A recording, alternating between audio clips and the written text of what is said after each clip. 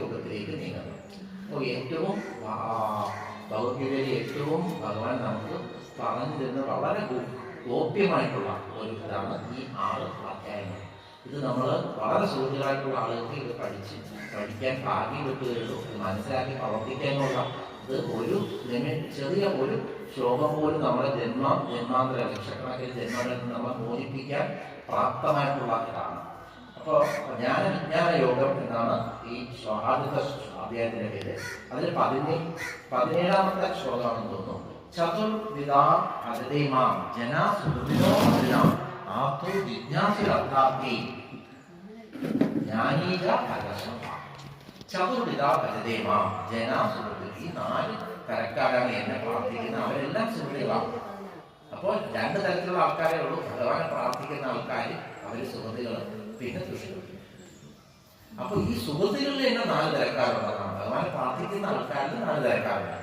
ആർത്തോ ആദ്യത്തെ ഭാഗമാണ് ആർത്തൻ, വളരെ ദുഃഖിതനായിട്ടുള്ള ജീവി, എങ്ങനെ ജീവിക്കണമെന്നാകെ ആർത്തനായിട്ടുള്ള.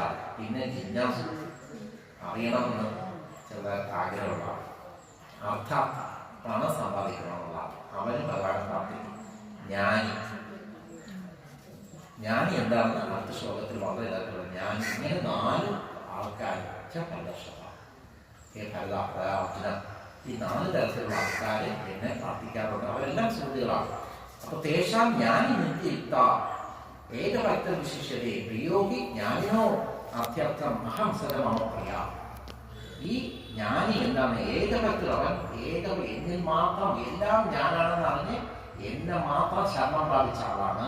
പ്രിയോഗോ ജ്ഞാനിനോ അത്യർത്ഥം അഹം. അവൻ ഏറ്റവും പ്രിയപ്പെട്ടവനാണ്. കാരണം എന്നെ അവൻ ഒരിക്കലും വിസ്മരിക്കുന്നില്ല, എന്നെ അവൻ ഒരിക്കലും വിടുന്നില്ല. അപ്പോൾ ഞാൻ അവനെയും വിടുന്നില്ല. അങ്ങനെയുള്ള ആള് എനിക്ക് ഏറ്റവും പ്രിയപ്പെട്ടവനാണ്. അവന്റെ അവസ്ഥയാണ് അടുത്ത്. ഇത് വളരെ ഇതായിട്ടുള്ളതാണ് 8ാം അധ്യായം. ഞാൻ പറഞ്ഞു ഈ 4 അധ്യായം വളരെ ഇമ്പോർട്ടൻ്റ് ആണ്. 8ാം അധ്യായത്തിലെ ക്ഷരാക്ഷര ബ്രഹ്മയോഗം എന്നുള്ള ഇതിൽ ഏറ്റവും പ്രാധാന്യം എല്ലാ മനുഷ്യരും അറിഞ്ഞിരിക്കേണ്ട ഏറ്റവും പ്രധാനപ്പെട്ട ഒരു ശ്ലോകമാണ്. അന്തകാലേച്ച മാമേവ സ്മരൻ മുക്തോവ കളയപരം യത്രയതി സമഭാവം യാതിന് അസ്തിത്വ സംശയ. അന്തകാലേച്ച മാമേവ, അന്ത്യകാലത്തിൽ ആരാണോ സ്മരൻ മുക്തോവ കളയപരം, എന്നെ ഓർമ്മിച്ചുകൊണ്ട് ശരീരം വിടുന്നത്, യത്രയതി സമഭാവം, അവൻ എന്നും എന്നെ ഓർമ്മിച്ചത് കാരണം യാതിന് അസ്തിത്വ